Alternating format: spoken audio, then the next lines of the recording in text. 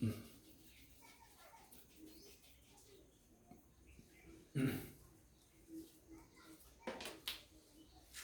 बच्चों, नमस्कार। और कैसे हो भैया? ठीक हो? चलो, अच्छी बात है। तो हम आज नया टॉपिक पढ़ने वाले हैं, पीएच का दैनिक जीवन में महत्व। ठीक है बच्चों, यानी जो पीएच होता है उसका भी जीव जगत पर काफी प्रभाव होता है। एक निश्चित पीएच मान पर ही जो जीव होते हैं वो जीवित होते हैं। तो इस दैनिक जीवन में पीएच के महत्व में हम सबसे पहला बिंदु पढ़ने वाले हैं बच्चों, उदर का पीएच। हमारे पेट का, उदर मतलब पेट का पीएच मान क्या होता है? उदर का पीएच। तो देखो बच्चों, हमको ये समझना है कि हमारे उदर में पाचन क्रिया में जठर रस उत्पन्न होता है। क्या उत्पन्न होता है बच्चों? जठर रस। जठर रस उत्पन्न होता है बच्चों, और इस जठर रस में HCl अम्ल होता है। यानी हमारे पाचन तंत्र में, पाचन की प्रक्रिया के अंदर जठर रस जो होता है उससे HCl अम्ल उत्पन्न होता है। ठीक है, हाइड्रोक्लोरिक अम्ल हमारे उदर में उत्पन्न होता है, और ये HCl अम्ल जो होता है ये हमारी पाचन जो प्रक्रिया होती है उसमें सहायक होता है। तो बच्चों, अगर किसी कारण से अगर माना यानी अपच की कंडीशन बन जाए, अपच हो जाए, भोजन का पाचन सही प्रक्रिया से नहीं हो पा रहा हो, अपच की कंडीशन में या कब्ज की कंडीशन में क्या होता है, यानी उधर से HCl अम्ल जो होता है वो अधिक उत्पन्न होता है, अधिक उत्पन्न होता है। और HCl अम्ल जब अधिक उत्पन्न होगा तो बच्चों आपको मालूम होना चाहिए उदर का जो पीएच होता है, पीएच जो मान होता है वो कम हो जाता है, और ऐसी कंडीशन में उदर में अम्लता बढ़ जाती है। अम्लता, एसिडिटी। ठीक है, उदर में अम्लता बढ़ने पर, अम्लता बढ़ने की कंडीशन में उदर के अंदर दर्द और जलन होने लगती है बच्चों। क्या होने लगती है? दर्द और जलन। ठीक है, यानी ये कंडीशन कब आई? दर्द जलन की पेट के अंदर एसिडिटी की, अम्लता की कंडीशन क्यों आई? जब अपच हो, कब्ज हो, ऐसी स्थिति में जो HCl अम्ल होता है वो अधिक उत्पन्न होता है, और अम्ल उत्पन्न होने से उदर का जो पीएच मान है वो कम हो जाता है, पेट की अम्लता है वो बढ़ जाती है, एसिडिटी बन जाती है, जिससे दर्द और जलन होता है। ठीक है बच्चों, अब इस दर्द और जलन को कम करने के लिए इसके उपचार हेतु अपन क्या कर सकते हैं? तो इसके उपचार हेतु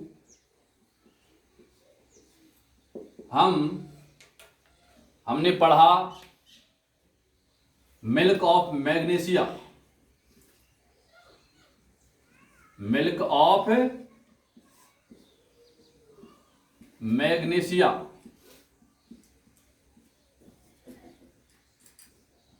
मिल्क ऑफ मैग्नीशिया।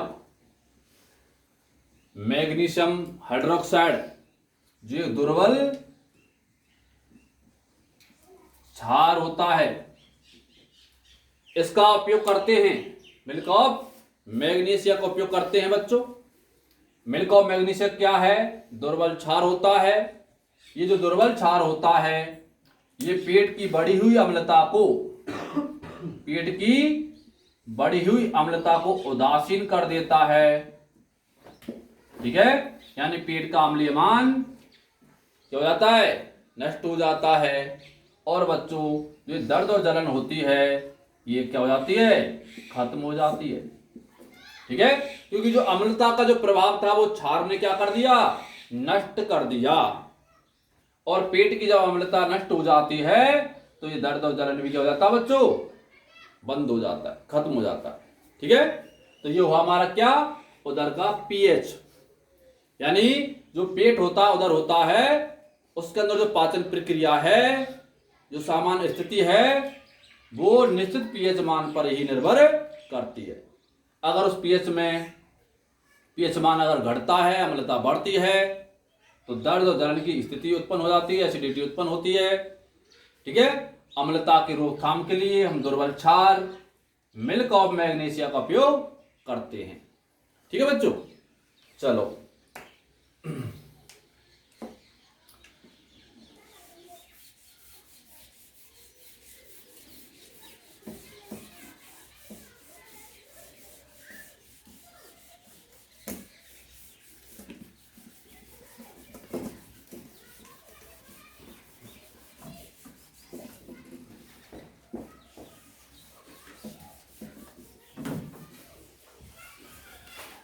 बिंदु दूसरा है बच्चों, दूसरा मैथ पढ़ने वाले हैं दंत क्षय।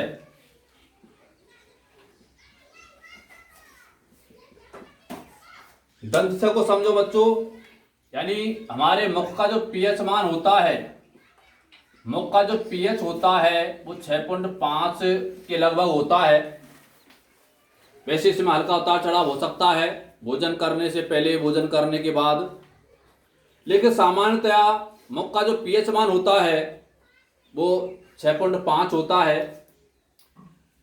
अब आप देखेंगे बच्चों, कभी कभी क्या होता है कि भोजन करने के बाद जब मुख की सफाई नहीं हो पाती है, तो जो भोजन कण होते हैं वो भोज्य कण हमारे मुख के अंदर रह जाते हैं, दांतों के मध्य रह जाते हैं।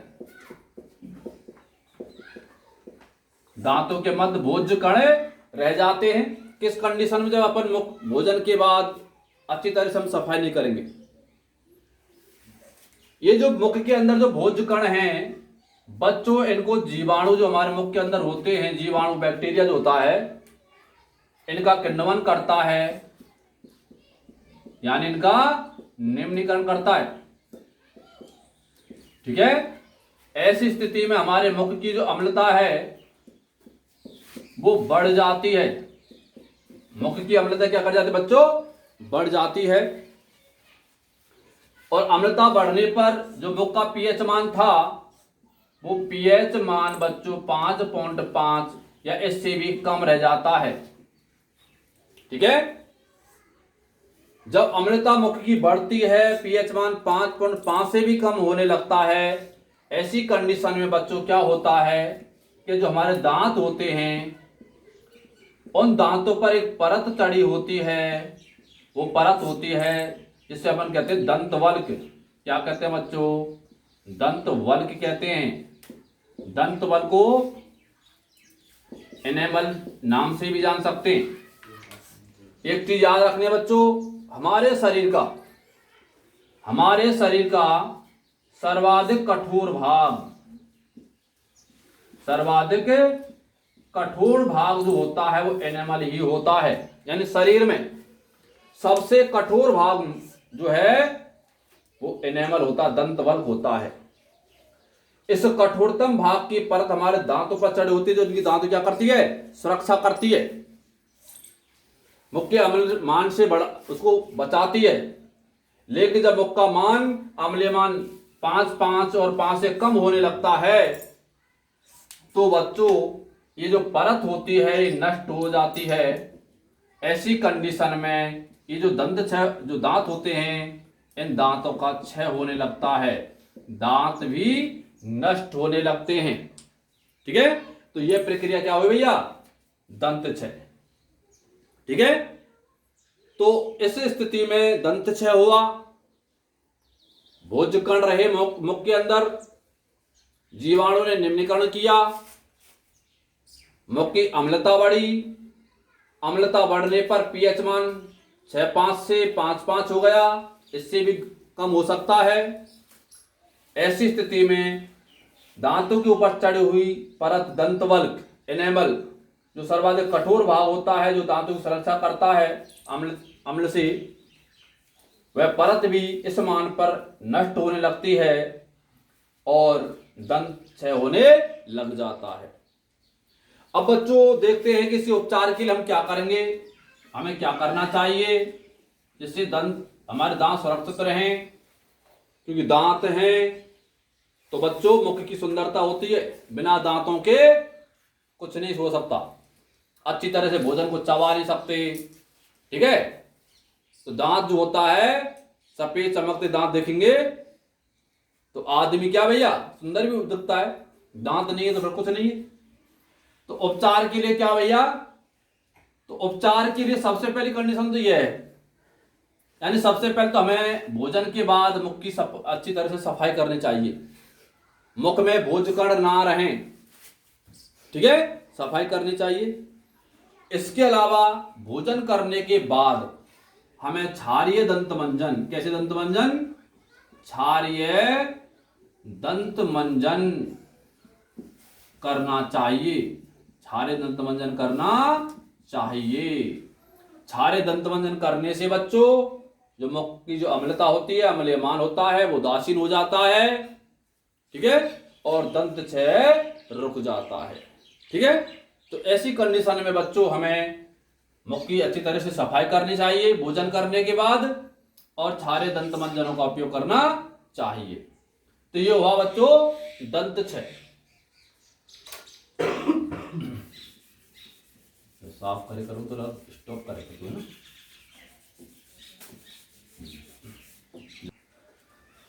तो बच्चों तीसरा महत्व पढ़ने वाले हैं हम, क्या तीसरा महत्व है दैनिक जीवन में या विभिन्न जीवों में कीटों के डंक, कीटों के डंक।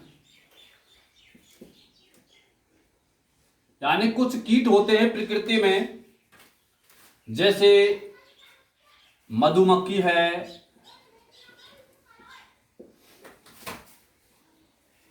तुम्हारा जैसे ततैया है, अन्य कीट हैं, चींटी है, ठीक है। ये जो छोटे कीट होते हैं ये कभी कभी बार क्या करते हैं बच्चों, ये अपना डंक मार देते हैं। क्या मार देते हैं, डंक मार देते हैं। और डंक मारने पर क्या होता बच्चों, ये जिस स्थान पर डंक मारा जाता है, ठीक है, उसमें अम्ल स्राव करते हैं, अम्ल स्राव करते हैं, और डंक लगे स्थान पर क्या होने लगती है बच्चों, दर्द और जलन होने लगती है। क्या होने लगती है, दर्द जलन। देखा होगा जब चींटी काट जाती है, मधुमक्खी डंक मार देती है, तो डंक मारे स्थान पर क्या होता है, वो स्थान सूज जाता है, जिसमें दर्द और जलन होता है, ठीक है। आपको मालूम बच्चों चींटी जो है वो कौन सा अम्ल स्राव करती है, आपको मैंने साथ बताया पहले, हैं, अम्ल होता है फार्मिक अम्ल। कौन सा होता है बच्चों, फार्मिक अम्ल स्राव करती है। एक बार पेपर पूछ लिया है बोर्ड के 2019 की बात है कि चींटी कौन सा अम्ल स्रावित करती है डंक मारने के दौरान, तो फार्मिक अम्ल। तो इस अम्ल की वजह से बच्चों डंक लगे स्थान पर दर्द और जलन होता है। तो क्या करना चाहिए बच्चों, उपचार के लिए अपन क्या करेंगे,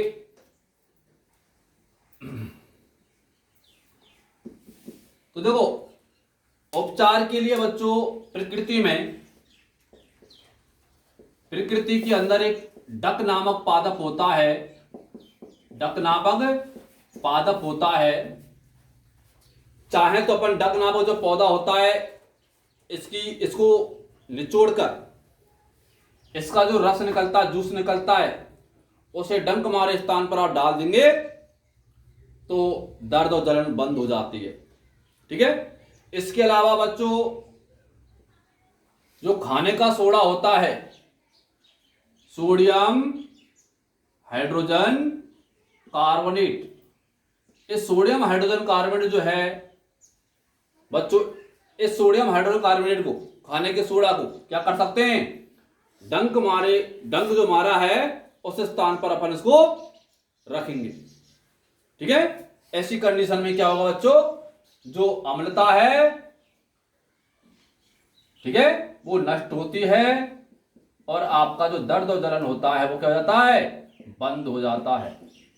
ठीक है बच्चों, तो जब भी लगता है मधुमक्खी, ततैया, चींटी, कोई कीट काट जाता है तो उपचार हेतु हमें बच्चों खाने का जो सोडा होता है, सोडियम हाइड्रोजन कार्बोनेट जो होता है, उसको उस स्थान पर रख देना चाहिए, लगाना चाहिए, जिससे दर्द और जलन बंद हो जाती है। उदासीन अम्लता जो है उदासीन हो जाती है, दर्द जलन भी बंद हो जाता है।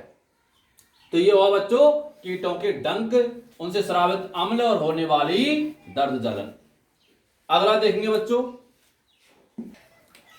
तो देखो बच्चों चौथा महत्व है, अपन पढ़ेंगे अम्ल वर्षा।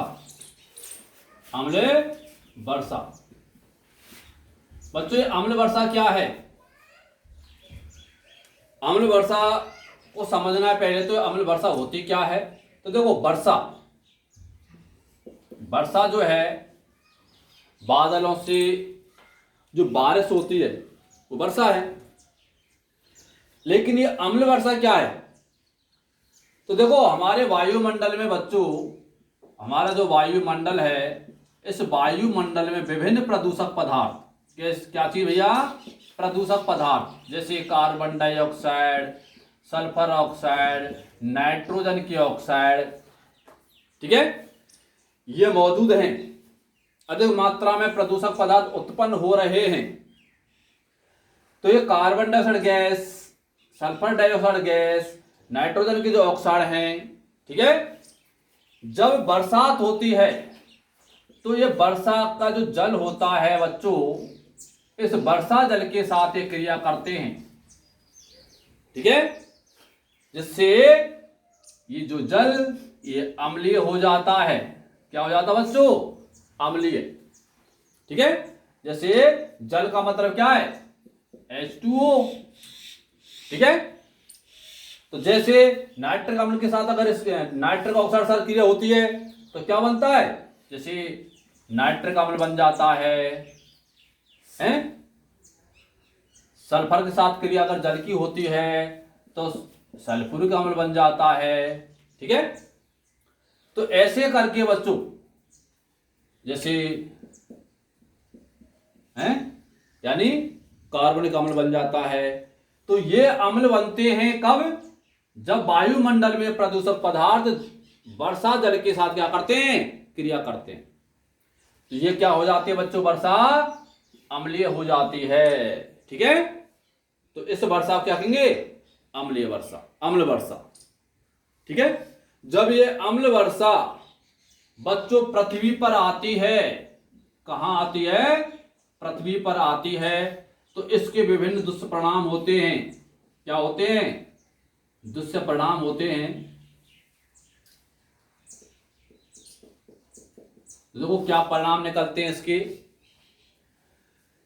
जैसे अगर ये वर्षा, अम्ल वर्षा तालाब में जाए, कोई जलाशय में जाए, और उस जलाशय में रहने वाले जो जलीय जीव हैं, ठीक है, जो एक निश्चित पीएच मान पर वो अपना जीवन यापन करते हैं तालाब में, तो तालाब का जो पीएच मान है वो क्या हो जाता है, कम हो जाता है, यानी तालाब की अम्लता बढ़ जाती है। ऐसी स्थिति में जो जलीय जीव है उनका जीवन असंभव हो जाता है। ठीक है, तो उन पर भी प्रभाव पड़ता है बच्चों उस अम्ल का।